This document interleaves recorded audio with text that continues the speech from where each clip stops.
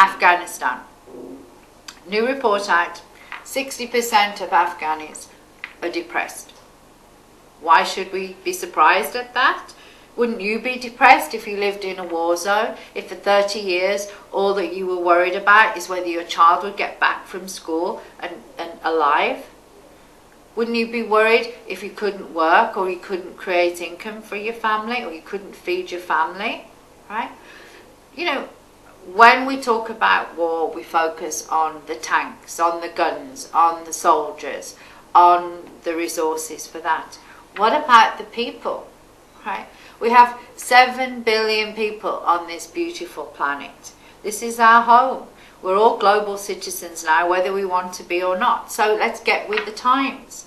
We can't go around killing everybody else and then expect them to be happy about it.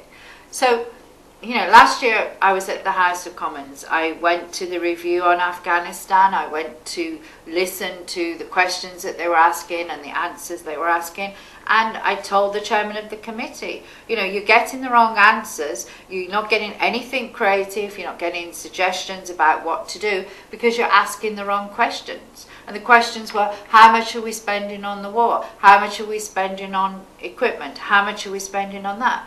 The questions need to shift to, how do we give the Afghani people an opportunity to be safe, to be secure, to not be depressed, to receive education, to receive the tools for them to be able to feed their own families, be sustainable, commit to their communities and contribute to their country. And by contributing to their country, contribute to the global economy. These are the shifts in policies that have to come about now, right? We cannot afford to take $2.8 billion of global resources, whether it comes from America, from Europe, or wherever it comes from, and spend it on blowing up nothing, right?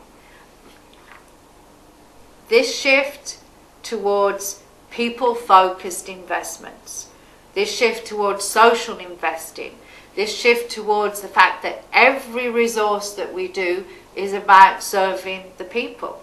We the people in America, the people as citizens in every constitution throughout the world.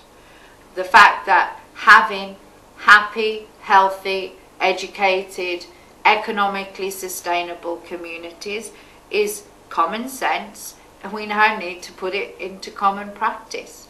So let's change the questions.